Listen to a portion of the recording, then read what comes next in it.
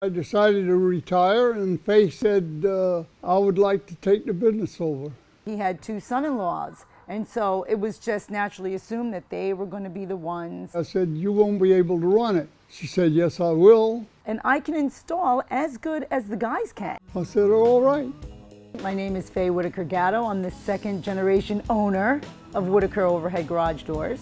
When my dad decided to go into business for himself, he went and asked my mom, he goes, "Look, you're gonna have to work hard and roll up your sleeves and you're gonna have to be right along with me. Are you in it?" And she said, "Yes." And my mom was the type of person where if she was put to the task, there's nothing she could not accomplish. And they worked like a well-oiled machine. She worked in a company called PCI to help my dad to supplement the income with 4 little kids all at once.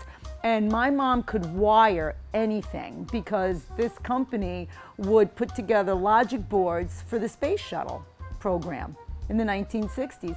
And one day I can remember my father coming home and being aggravated because we were the house of telephones. My mother loved phones in every room in the house, and she could wire her own phone to every jack. There was a jack and a phone in every room. So we literally had the house of telephones.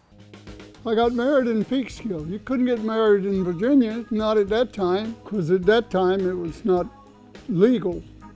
It was segregated.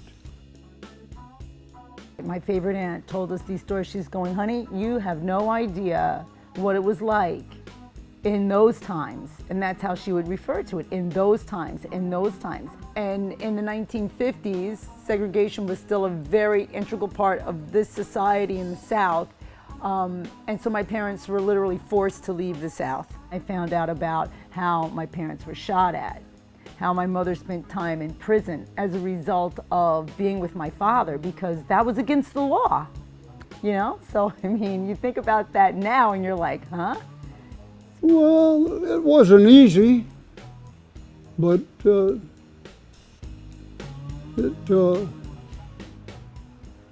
it worked. I'm one of 2 sets of twins. We're 15 months apart. I thought everybody had a twin. I thought everybody went to school, the first day of school, with their twin. It was then shortly after I realized that we were a unique family.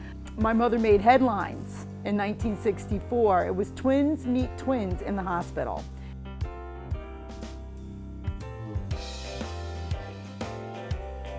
Well, that too came to my mind when I started school. I thought everyone had a black mom and a white dad. My parents did not make that an issue. They never did, and so, you know, there I go. You know, I'm already, you know, on third base, getting ready to make a home run at this point because, you know, when I went out and when they set me free, I didn't have that. I didn't have that weight of these predeterminations or how I should view someone or what is right or what is wrong in somebody else's perception. My parents were like, this is who we are. Hello, hi.